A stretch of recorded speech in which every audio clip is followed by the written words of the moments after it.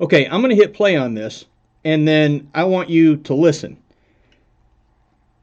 because this is just some absurd shit. It found officers are fleeing the force at an alarming rate. And tonight, council members got their chance to question the chief about the exodus, but a discussion about morale within the department set off a firestorm in City Hall. Here's an update to our troubleshooter investigations.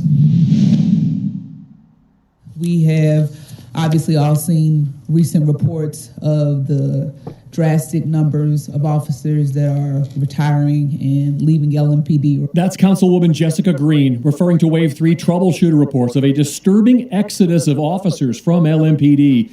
119 from July of 2018 to July of 2019. 68 of them were resignations. Another 46 have left since then. Departing officers blamed it on low morale and better pay and benefits offered by surrounding police departments. The police chief Wednesday Low morale. told Metro Council the primary reason officers are leaving are changes in the state's pension plan. But it was this exchange that sparked controversy. Do you consider any level of morale of the officers your responsibility? I think the morale of our officers is up to the individual. It is how you come to work and what you expect to do and how you're going to do it. My morale every day is my responsibility. It is the same for each and every one of us. That's his first shot at this. I want to be clear. As the leader of the department, you're saying you have no responsibility for the morale of the officers that work for you? I am saying that morale is set by each person individually. Our sergeants have more impact on the morale of our patrol officers. Where does shit roll? Because they're the ones that say yes or no when people want to take a vacation day. They're the ones that are assigning people to details. They're the ones that are assigning different cars to the officers that don't have cars assigned yet. That morale comment has got to be the single worst leadership comment I've ever heard in my life. Look, man, is there some truth to what he said? Sure there is. You're responsible for how you show up for work. You're responsible for your morale, your mindset. Of course you are. But to abdicate responsibility for the overall morale of your agency as the chief of police is absolutely insane. You're the coach, man. You're the quarterback. You're the offensive and defensive coordinator. You're everything, man. The way that you show up, perception is reality. So the way that you show up is what your officers see. And if they see a man who views himself as nothing more than a bureaucrat, an administrative type, who signs off on paperwork and shuffles shit around on his desk, then yeah. And if you're going to sit in front of your city council, your bosses, and shove off this low morale problem on your sergeants because they're the ones who assign the cars and they're the ones who assign the tasks, brother, you have got to be kidding me, dude. Nobody in a leadership position anywhere in the history of everything should say something like that. That's not even leadership. Man, you got to think. You got to think.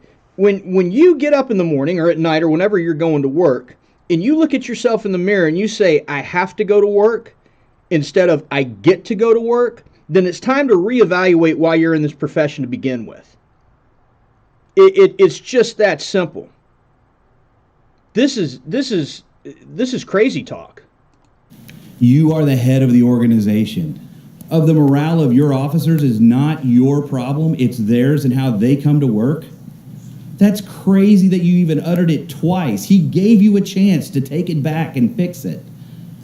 And you said it twice. So let's, oh my God. The Super Bowl is not won by the coach.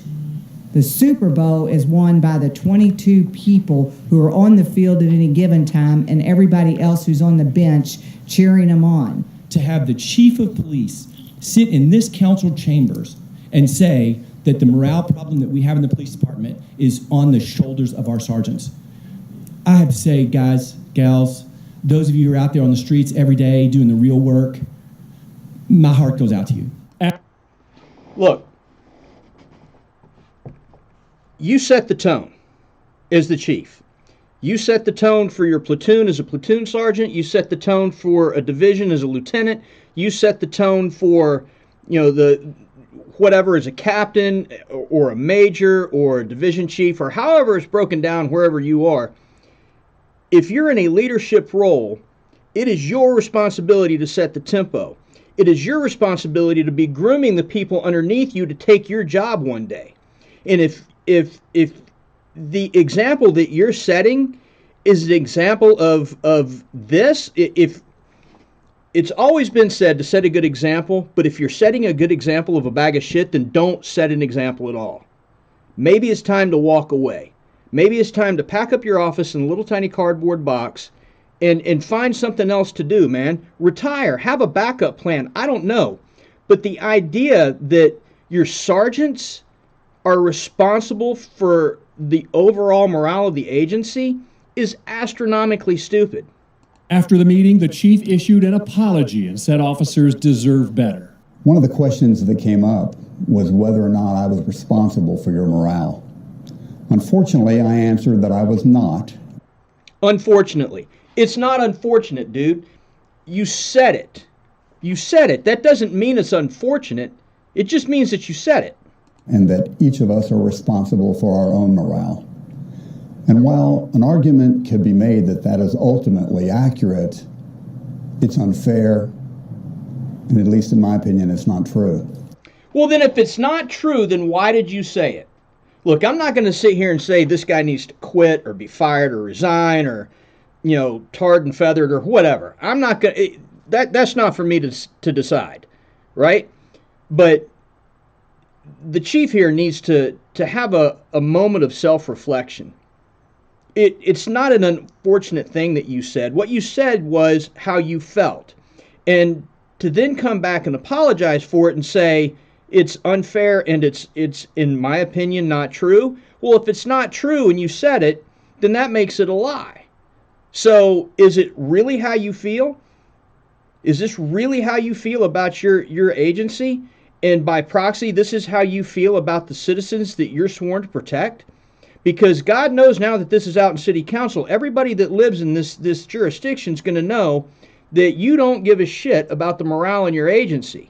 And if you don't care about the morale in your agency, then they can't rely on those individual officers to show up and do the job that they were supposed to do, the way that they're supposed to do it. It's I'm not saying that, the individual cop can't go out and do their job properly because this guy is incoherently babbling.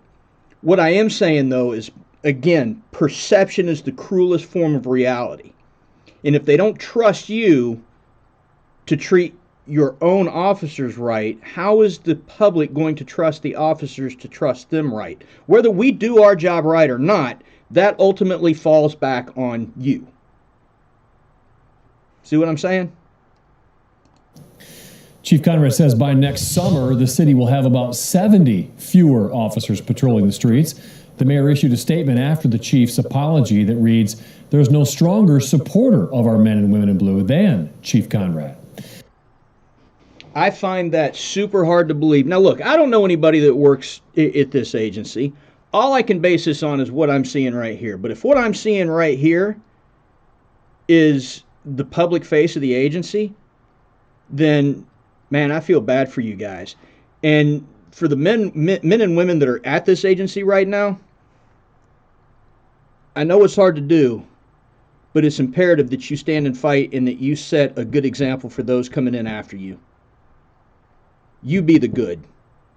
You be the change. Your agency deserves it. Your citizens deserve it. I'll see y'all later.